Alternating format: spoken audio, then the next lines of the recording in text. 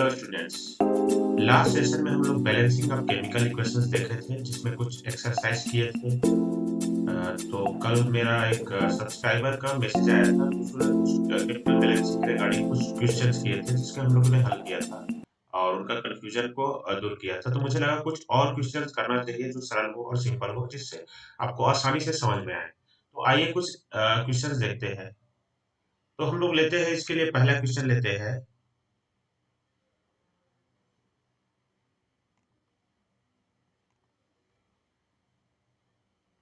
C8 H at plus O2 is equal to CO2 plus H2। ये देखिए C8H8 यहाँ पे एक हाइड्रोकार्बन है और उसका ऑक्सीडेशन होता है। जब भी कोई चीज का कंप्लीट ऑक्सीडेशन होता है तो कार्बन डाइऑक्साइड और वाटर बनता है। यहाँ पे CO2 कार्बन डाइऑक्साइड और वाटर है। ओके, तो यहाँ पे देखिए लेफ्ट हैंड साइड या रिएक्टेंट साइड पे, यहाँ पे कार्बन की संख्या लेफ्ट हैंड साइड या रिएक्टेंट साइड पे, और ये है प्रोडक्ट साइड पे। यहाँ पे कार्बन की संख्या 8 है। ओके, और यही कार्बन की संख्या प्रोडक्ट साइड पे आपका 1 है। ओके, तो मतलब ये जो केमिकल रिएक्शन है बैलेंस नहीं है, तो हम लोग क्या करना पड़ेगा, यहाँ प्रोडक्ट साइड पे 8 कार्बन चाहिए, तो इसको हम लोग 8 से गुणा कर देंगे।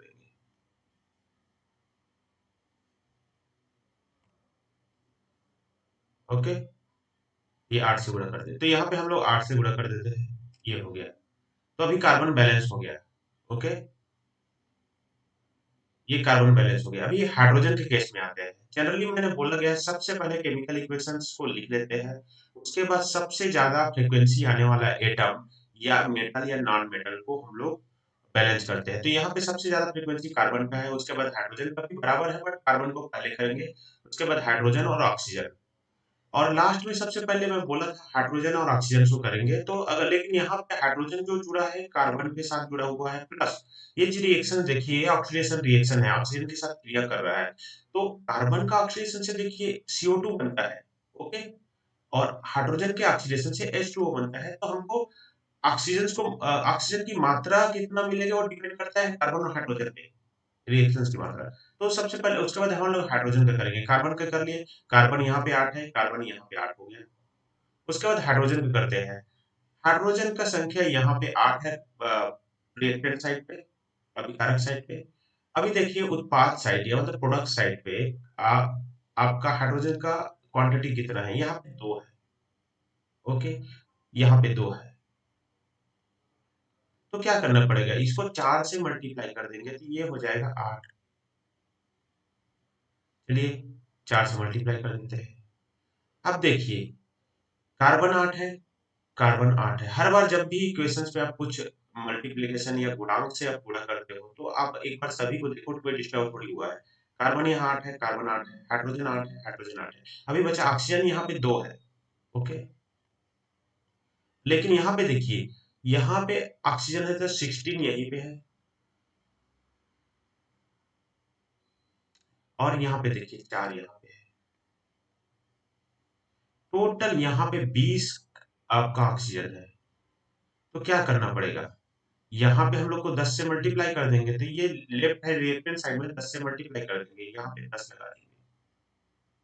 अभी देखिए 10 यहाँ पे हो गया, तो यहाँ पे देखिए ये भी 10 इंटू 10 ऑक्सीजन हो जाएगा। तो पूरा रिएक्शन को लिख सकते हैं C8H8 प्लस आपका हो जाएगा 10O2 is equal to 8CO2 plus 4H। तो सिंपल रूल है, सबसे पहले ज्यादा या मल्टीपल टाइम आने वाले एटम को बैलेंस करना है, जिसमें मेटल नॉन मेटल कोई भी हो सकता है, और सबसे अंतिम में प्रयास करना हाइड्रोजन और ऑक्सीजन को बैलेंस करने का। और जब भी एक एटम को आप बैलेंस करो, पूरा इक्वेशन को एक बार ध्यान से देखो कि कोई और अन्य एटम डिस्टर्ब हुआ है कि नहीं हुआ है। अब पूरा करने के पश्चात आपको देखना है कि कोई और पूरा एटम की संख्या बराबर है कि नहीं। देखिए यहाँ पे कार्बन 8 है। ओके, चलो देख लेते हैं। कार्बन 8 है, यहाँ पे भी कार्बन 8 हो गया, यहाँ पे हाइड्रोजन 8 है, यहाँ पे देखिए 4 4 इंटू 2 4 8, हो गया। ऑक्सीजन 10 है, तो यहाँ पे देखिए 8 है इंटू 2 16 यहीं पे है और 4 यहाँ पे है, यहाँ पे 20 हो गया, यहाँ पे 20। तो ये रिएक्शंस कंप्लीटली बैलेंस्ड है। ये नेक्स्ट एग्जांपल में देखते हैं। यहाँ पे है C3H8 plus O2 equal to CO2 और H2। तो यहाँ पे रिएक्टेंट साइड पे देखिए, ये आपका हो गया रिएक्टेंट साइड, ओके, और ये हो गया प्रोडक्ट साइड। हम लोग सबसे पहले ले लेते हैं, पहला ये हो गया रिएक्टेंट और हो गया प्रोडक्ट साइड, ओके। सबसे पहले देखिए कार्बन, कार्बन के यहाँ पे देखो मल्टीप्लाई यहाँ पे 3 ही है, हाइड्रोजन आपका 8 है। फिर भी सबसे पहले हम लोग कार्बन को करेंगे, क्योंकि मैं बोला है हाइड्रोजन और ऑक्सीजन को बाद में करना है, तो यहाँ पे कार्बन का करेंगे। तो यहाँ पे देखिए कार्बन लगा देते C, और यहाँ पे कितने एटम्स है, 3 है, यहाँ पे लगा देते 3। और यहाँ पे देखिए कार्बन का 1 है, तो यहाँ पे आप 1 लगा दीजिए। तो कार्बन को लेफ्ट हैंड साइड और राइट हैंड साइड को इक्वेशन जब बराबर करने के लिए यहाँ पे कितना 3 का मल्टीप्लिकेशन कर सकते हैं कार्बन के साथ। तो यहाँ पे 3 का मल्टीप्लाई कर देंगे, इसको गुणांक बोलते हैं, कोफिशिएंट। 3 कोफिशिएंट लगा दिया 3 का, यहाँ पे कार्बन 3 और कार्बन 3 कार्बन बराबर हो गया। नेक्स्ट हम लोग लेते हैं हाइड्रोजन। हाइड्रोजन यहाँ पे 8 है, ये देखिए C3H8 हाइड्रोजन 8 है, और यहाँ पे हाइड्रोजन सिर्फ 2 है। तो यहाँ पे 4 का कोफिशिएंट लगा दिया, गुणांक कर देते हैं 4 का, 4 से गुणा कर दीजिए। अब ये बराबर हो गया, ये भी हो गया। अभी देखिए ऑक्सीजन में, ऑक्सीजन यहाँ पे 2 है सिर्फ, और इधर देखिए 3 इंटू 2 6 हो गया, यहाँ पे 6 है, और यह 4 है, यहाँ पे 4 इंटू 1 इंटू, तो यहाँ पे 4, टोटल यहाँ पे 10 है, यहाँ पे 10 ऑक्सीजन है, और यहाँ पे 2 है। तो क्या करेंगे, 10 है तो यहाँ 5 को 5 से मल्टीप्लाई कर देंगे, तो यहाँ पे 5 से मल्टीप्लाई कर देंगे। टोटल रिएक्शन बैलेंस हो गया। लिख सकते हैं C3H8 plus 5O2 is equal to 3CO2 plus 4H2O। देखिए एक बार चेक कर लीजिए, चेक करने के लिए सिंपल है, चेक कर लेते हैं। यहाँ पे कार्बन C3 तीन, कार्बन 3 है, यहाँ पे 3 है, H8 है यहाँ पे देखिए 4 इंटू 2 8। यहाँ पे देखिए ऑक्सीजन 10 है, यहाँ पे देखिए 6, तो यहाँ पे हो गया ऑक्सीजन, और 4 यहाँ पे 4 इंटू 1 10 है। तो कुल मिला के ये जो रिएक्शन है कंप्लीटली बैलेंस्ड है। इन स्टेपों को फॉलो करके आप कोई भी केमिकल इक्वेशंस को बैलेंस कर सकते हैं। आइए एक नेक्स्ट एग्जांपल देखते हैं। Write the balance equation from flowing chemical reaction. नीचे एक केमिकल रिएक्शन दिया है, जिसे सेंटेंस ग्रुप में दिया है hydrogen plus oxygen is equal to hydrogen chloride, okay. तो इसको हम लोग केमिकल रिएक्शंस को बैलेंस करना है। सबसे पहले इसको फार्मूला ग्रुप में लिखते हैं या केमिकल इक्वेशंस ग्रुप में लिखते हैं। देखिए यहाँ पे जो लिखा हुआ है ये आपका सेंटेंस ग्रुप में है, तो जब भी इसको फार्मूला ग्रुप में रिप्रेजेंट किया जाता है उसको केमिकल इक्वेशंस कहते हैं, ऑलरेडी हम पढ़ चुके हैं। तो हाइड्रोजन को रिप्रेजेंट किया जाता है H2 से, और क्लोरीन को रिप्रेजेंट किया जाता है Cl2 से, और ये दोनों मिलकर हाइड्रोजन क्लोराइड बनाता है, HCl बोलते हैं। देखिए हाइड्रोजन जो होती है गैसेस ग्रुप में, तो जी इसके ग्रुप में एक्सप्रेस किया जा सकता है, और क्लोरीन भी अपना गैस के रूप में रहती है, इसको भी आपको जी से रिप्रेजेंट किया जाता है, जी फॉर गैस होता है। और HCl भी हाइड्रोक्लोरिक एसिड होता है, गैस ग्रुप में रहता है। लेबोरेटरी में जो हाइड्रोक्लोरिक एसिड आपको जो लिक्विड फॉर्म में एक्चुअली दिखता है, वो ये गैस को लिक्विफाइड करके रखा जाता है, हाईली कॉन्सेंट्रेट या आपको गैसेस रहती है, ओके। तो यहाँ पे जब भी स्टेट रखता है जो एटम या मॉलिक्यूल्स कौन से स्टेट पे है, तो यहाँ पे गैसेस अवस्था में है। अगर यहाँ पे सॉलिड अवस्था में रहता है तो एस से रिप्रेजेंट करता, लिक्विड रहता तो एल से रिप्रेजेंट करता, गैस है तो जी से, ओके। ये रिप्रेजेंटेशंस आप केमिकल इक्वेशंस है। अभी देखिए यहाँ पे हाइड्रोजन 2 है और क्लोरीन भी 2 है। सबसे पहले में बोला गया है कि सबसे ज्यादा बार आने वाले एटम्स को आपको बैलेंस करने, तो हाइड्रोजन क्लोरीन इक्वल टाइम में है। उसमें बोला था कि आपका हाइड्रोजन को लास्ट में करने का, क्लोरीन को क्लोरीन 2 है, यहाँ पे क्लोरीन 1 है, यहाँ से 2 से मल्टीप्लाई कर दीजिए। अभी देखिए 2 हाइड्रोजन है, 2 हाइड्रोजन हो गया, 2 क्लोरीन है, 2 क्लोरीन है। ये आपका रिएक्शन कंप्लीटली बैलेंस्ड हो गया। मतलब हाइड्रोजन और क्लोरीन गैस को मिलकर हाइड्रोक्लोरिक एसिड बनाता है। नेक्स्ट एग्जांपल है बेरियम क्लोराइड और एल्युमिनियम सल्फेट। जो मिलकर बैरियम सल्फेट और एल्युमिनियम क्लोराइड बनाती है। ये प्रकार का रिएक्शंस है। देखते हैं इसको कैसे बैलेंस करेंगे। तो सबसे पहले बैरियम क्लोराइड, बैरियम का क्लोराइड का फार्मूला होता है BaCl2। ओके। एल्युमिनियम सल्फेट का फार्मूला होता है Al2SO4 3। ओके। ये मिलकर बैरियम सल्फेट बनाती है BaSO4 और AlCl3। सिंपल रिएक्शंस है। आइए देखते हैं। सर्वप्रथम हम लोग बोले हैं कि मेटल्स को लेने का जिसका सबसे ज्यादा बार फ्रीक्वेंसी है। तो बेरियम और ऑक्सीजन जिसमें एक है और एल्युमिनियम का दो है। तो हम लोग सबसे पहले बेरियम को ले लेते हैं। ओके। बेरियम रिएक्टेंट साइड में एक है, प्रोडक्ट साइड में देखिए बेरियम को एक है। तो अभी के लिए बेरियम बराबर है। ओके। एल्युमिनियम को देखिए, एल्युमिनियम रिएक्टेंट साइड में आपका दो है, लेकिन प्रोडक्ट साइड में आपका एल्युमिनियम एक है, तो यहाँ पे दो से मल्टीप्लाई कर सकते हैं। तो ये दो दो हो जाएगा। ओके। बेरियम एल्युमिनियम हो गया। अभी देखिए अभी देखिए सल्फेट SO4, SO4 3 है। यहाँ पे SO4 3 बार आया हुआ है, इंटू 3 आया है। यहाँ पे SO4 सिंगल टाइम में आया हुआ है SO4। तो यहाँ पे क्या करेंगे, ये दोनों बराबर होना चाहिए। तो यहाँ पे हम लोग क्या करेंगे, 3 से इसको गुणांक लगा देंगे, इसको 3 से गुणा कर देते हैं। इसको कोफिशिएंट भी बोलते हैं। तो ये 3 से गुणा कर देंगे तो क्या हो गया, सल्फेट भी 3 बार आ गया, SO4 3 आ गया इज इक्वल टू 3। अभी देखिए जब सल्फेट का 3 बार गुणा किए तो बेरियम भी 3 बार आ गया। ओके। तो यहाँ पे हम लोग 3 से गुणा कर देंगे तो ये हो जाएगा 3 × 3। जब भी कोई आपको गुणांक लगाते हो तो ये देखिए बाकी एटम्स डिस्टर्ब थोड़ी हुआ है, तो उनको फिर से बैलेंस करने का। अभी बेरियम हो गया। अभी देखिए क्लोरीन है, क्लोरीन यहाँ पे है 3 × 6 और यहाँ पे हो गया 3 × 6। आइए देखते हैं क्या बैलेंस है कि नहीं है। यहाँ पे देखिए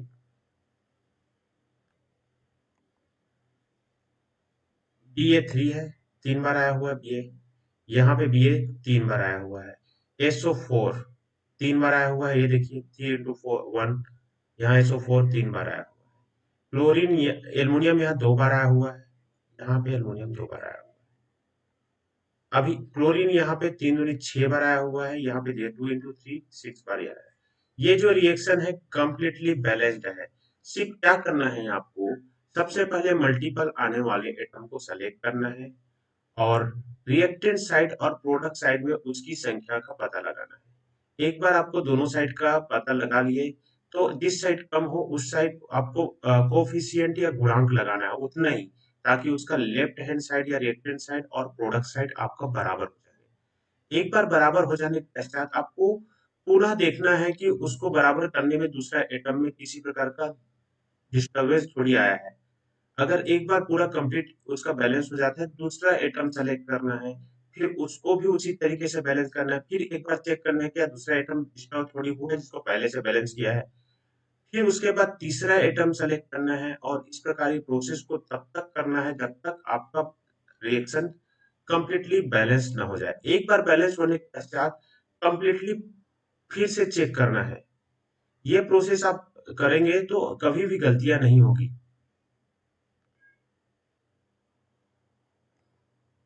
आइए नेक्स्ट एग्जांपल देखते हैं। Sodium plus water is equal to sodium hydroxide and hydrogen. आइए लिखते हैं इसको केमिकल इक्वेशंस के रूप में। सोडियम को सोडियम को Na से रिप्रेजेंट किया जाता है, Na। वाटर का फॉर्मूला होता है H2O। Okay. Sodium hydroxide NaOH और ये रहा आपका हाइड्रोजन को H। अभी देखिए ये कंप्लीटली बैलेंस्ड है, एक Na है एक Na है, H एच अभी दो है, यहाँ पे एक एच यहाँ एक एच ए है, ऑक्सीजन एक है एक है ऑक्सीजन है। ये अभी रहने को तो बैलेंस्ड है, पर कभी भी हाइड्रोजन जो है ना एक आपका एटम के रूप में नहीं निकलेगा, इसको H2 के रूप में लिखना पड़ेगा। ओके। हाइड्रोजन गैस के रूप में निकलेगी। ओके। तो इसको क्या करेंगे, इसको बैलेंस करेंगे। तो कैसे बैलेंस करेंगे? अगर इस कंडीशंस में आया, अगर इस कंडीशंस में आता है कि हाइड्रोजन अकेला रहता है, तो इस केस में हम लोग क्या करेंगे, पूरे इक्वेशंस में दो का मल्टीप्लाई कर देंगे, दो से गुणा कर देंगे। हम लोग मैथमेटिक्स में 10th क्लास में भी पढ़े हुए हैं।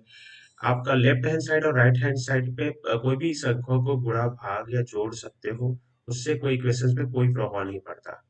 तो देखिए, गुणा करते हैं। 2Na plus 2H2O is equal to 2NaOH plus H2। अभी हाइड्रोजन भी तो हो गया। ओके, बैलेंस देखिए, दो सोडियम है यहाँ पे, दो सोडियम है, चार हाइड्रोजन है यहाँ पे, देखिए यहाँ पे हो गया दो, 2 into 1, टू वो यहाँ पे हो गया, दो यहाँ पे, चार हाइड्रोजन हो गया। ऑक्सीजन दो है यहाँ पे, 2 into 2 यहाँ पे का। कंप्लीट रिएक्शन आसानी से बैलेंस हो गया। तो इस प्रकार जब भी कभी बैलेंस की आवश्यकता पड़े और बैलेंस की आवश्यकता में कभी भी आपको किसी कंप्लीट रिएक्शन में किसी को गुणा या भाग करने, डिवाइडेड या मल्टीप्लिकेशन करना पड़े, तो आप कर लीजिए। इससे भी रिएक्शन आसानी से बैलेंस किए जा सकते हैं।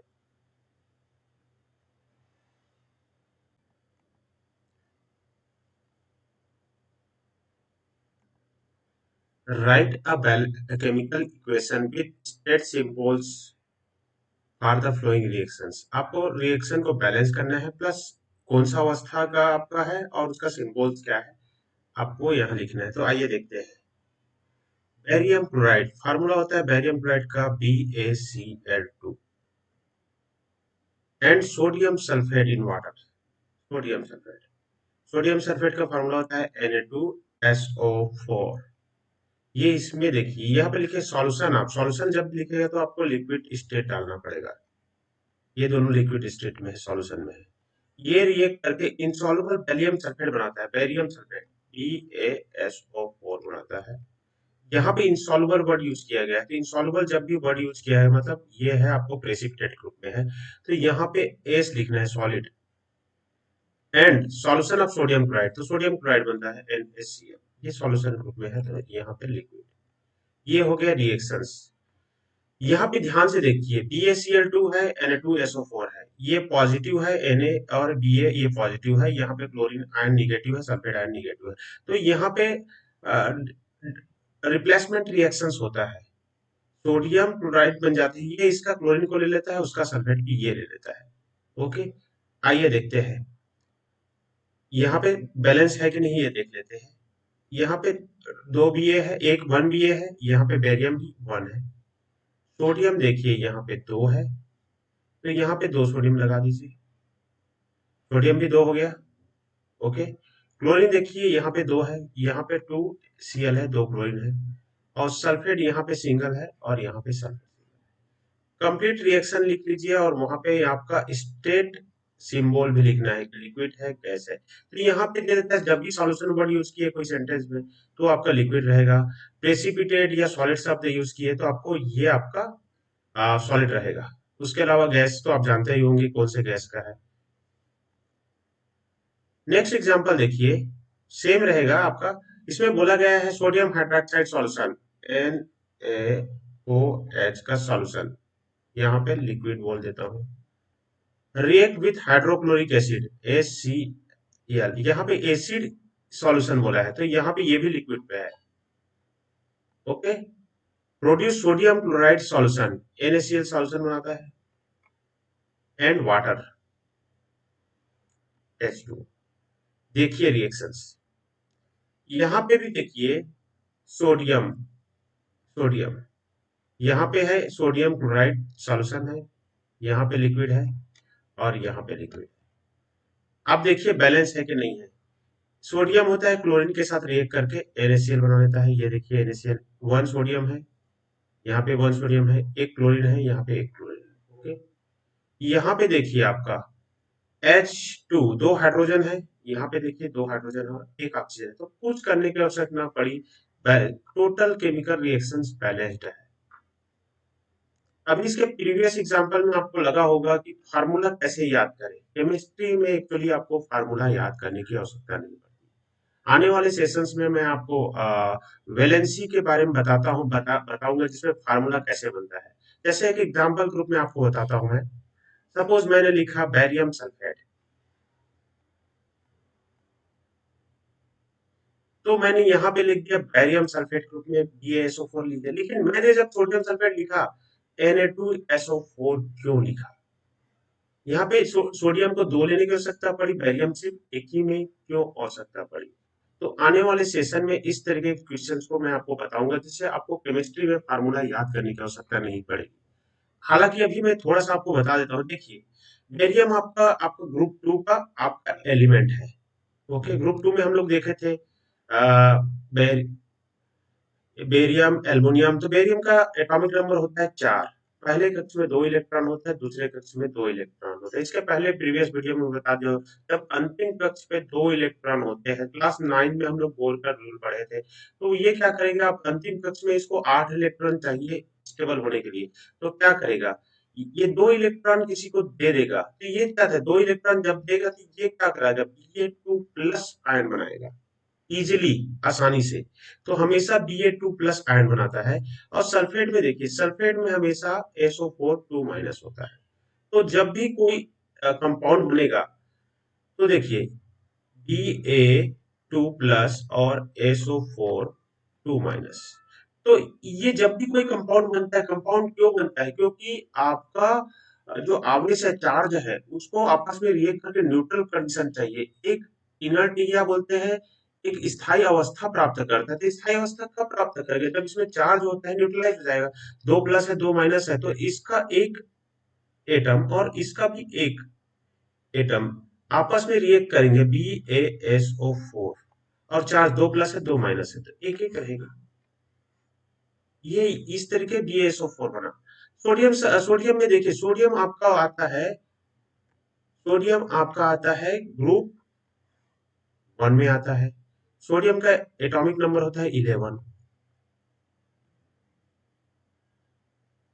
2, 8। मतलब सोडियम के अंतिम कक्ष पे आपका एक इलेक्ट्रॉन होता है। तो सोडियम उस इलेक्ट्रॉन को आसानी से देकर Na प्लस बनाता है। अब ये देखिए, यही सोडियम जब सल्फेट में दो माइनस आयन होता है। तो ये सल्फेट के 2 माइनस आयन्स को न्यूट्रलाइज करने के लिए कितना आवश्यकता पड़ेगी, 2 सोडियम की आवश्यकता पड़ेगी। इसलिए Na2SO4 लिखा गया है। आने वाले सेशंस में मैं आपको इसके बारे में और डिटेल से बताऊंगा, जिससे आपको केमिकल याद करने में आसानी होगी, केमिकल फार्मूला याद करने में आसानी होगी। केमिस्ट्री में जनरली 90% हिस्सा आपको समझना रहता है, बाकी 10% हिस्सा आपको याद करना पड़ेगा। तो आने वाले सेशंस का नोटिफिकेशन पाने के लिए please subscribe my channel. Thanks for watching.